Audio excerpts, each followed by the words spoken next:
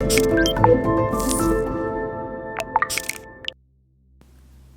anillo nupcial de la Virgen María ha vivido una peripecia rocambolesca de robos y extrañas coincidencias hasta llegar a una batalla entre Chiusi y Perugia para adueñarse de él.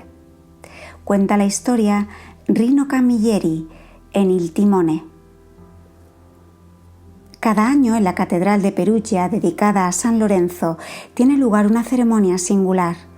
Es más, no una, sino 3 veces al año, el 29 y 30 de julio y el 12 de septiembre, fiesta del Nombre de María, instituida en recuerdo de la victoria sobre los turcos en Viena en 1683. Los peruginos la llaman la Bajada del Anillo, porque se trata ni más ni menos que de la ostensión, para quien no sabe latín, mostrar a todos, del anillo nupcial de la Virgen. Sería justo el anillo que San José le dio a su esposa con ocasión del matrimonio. Evidentemente era costumbre en Israel. Se trata de una joya en calcedonia, una gema de cuarzo purísimo y translúcido, con estriaciones entre el rosa, el gris perla y el azul. La reliquia, según los milagros que se han transmitido, parece ser que es especialmente eficaz para los problemas de la vista. Se le ha dado el nombre de bajada porque los fieles ven bajar desde el techo de la catedral un cofre situado a 8 metros de altura, con 14 cerraduras. Más adelante, tras conocer la historia, se entenderá el porqué de estas precauciones, para las que se necesitan el mismo número de llaves para abrirlas. Una vez abierto el cofre, aún no se ha acabado. El anillo está custodiado dentro de un relicario de cobre y plata que está dentro del cofre. La historia empieza en el año de gracia de 983 o 985, cuando un orfebre de Chiusi, llamado Ranieri, le compró la joya a un mercader judío. Tras una serie de sucesos imprecisos pero inquietantes, el orfebre sospechó y obligó al judío a decirle qué tenía de especial ese anillo.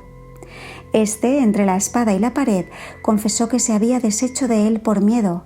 Se le había aparecido en sueños la señora venerada por los cristianos y le había regañado precisamente a causa de ese objeto. Era su anillo de casada y él no lo había respetado como era debido. El judío, por seguridad, había decidido venderlo a un cristiano para quitárselo de encima. Ranieri no dio mucho crédito al relato.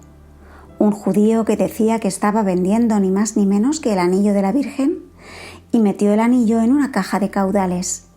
Se olvidó de él durante muchos años, hasta que un día su único hijo murió prematuramente. Destrozado por el dolor, lo estaban enterrando cuando el muerto se levantó. Le reprochó a su padre la escasa consideración que mostraba hacia el famoso anillo y se volvió a tumbar para siempre. Ranieri, esta vez asustado de verdad, se acordó de lo que le había dicho muchos años antes el judío y comprendió que ese anillo tenía que ver realmente con la Virgen. Decidió donarlo al convento local de Santa Mustiola, una mártir del siglo III, porque era evidente que era un objeto sagrado. Ahora bien, según la leyenda, Mustiola, prima del emperador Claudio el Gótico, había recibido en regalo el famoso anillo de su marido Lucio, martirizado bajo el emperador Aureliano. Mustiola, flagelada porque era cristiana, huyó atravesando el lago sobre su manto. Y cada 3 de abril, al amanecer, sobre el agua se ve la estela que ella dejó. El anillo después había pasado de mano en mano, pero no trajo suerte a quienes nunca tomaron en cuenta su carácter sagrado. Por ejemplo, a una condesa que por vanidad quiso presumir de él, se le quedó el dedo paralizado. Solo sanó cuando la mujer pidió perdón a la Virgen. Durante siglos el anillo que los frailes custodiaban constituyó la devoción principal en Chiusi. Pero la noche del 23 de julio de 1473, un franciscano llamado Winter robó la reliquia. En una época tan cristiana como la Edad Media, las reliquias eran lo más valioso del mundo. Lo suyo no fue solo anhelo, sino también venganza. Había sido acusado de apropiarse de algunos cálices, por lo que había sido arrestado y puesto en el cepo. Estuvo 40 días en la cárcel, fue liberado por falta de pruebas. pero sus hermanos estaban convencidos de que él era el ladrón, de ahí la venganza contra toda la ciudad. El hombre se dirigió a caballo hacia Asís, donde tenía la intención de refugiarse, pero estaba oscuro y había niebla. Siguió adelante a ciegas y en lugar de llegar a Asís, llegó a Perugia. En esa época la solemne ostensión del anillo se llevaba a cabo en Chiusi el 3 de agosto. Hasta esa fecha la ciudad no se dio cuenta del clamoroso robo. En Perugia el ladrón fue acogido por un amigo, Luca de Lemine, al que le contó todo.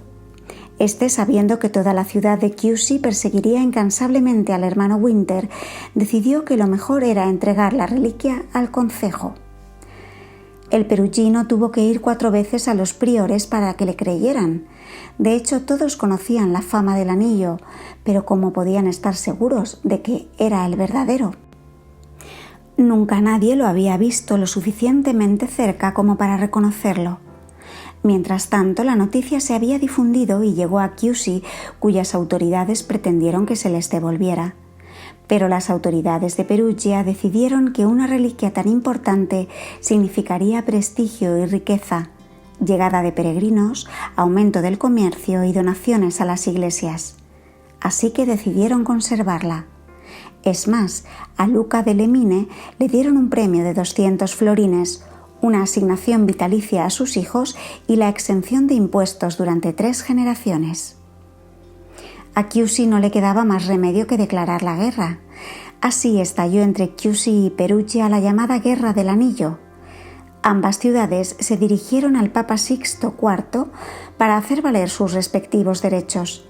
Sin embargo, mientras los ejércitos luchaban, el Papa no sabía cómo resolver la cuestión. Lo hizo el cielo, porque sus hijos estaban batallando en el fondo por exceso de devoción. Al año siguiente, en Chiusi, se descubrió el lugar donde estaba enterrada Santa Mustiola, la primera portadora del anillo y segunda después de su propietaria, la verdadera señora del anillo. Santa Mustiola era la patrona perdida desde hacía siglos. Por consiguiente, Chiusi tuvo una reliquia igual de importante para venerar y aceptó que Perugia se quedara con el anillo, pero pidió que el ladrón fuera castigado acorde al delito. Perugia no se lo entregó porque habría acabado ahorcado. Sin embargo, aceptó meterlo en la cárcel de por vida, y el hermano Winter experimentó en su propia piel que verdaderamente quien tenía algo que ver con el anillo y no lo trataba con el merecido respeto, acababa mal.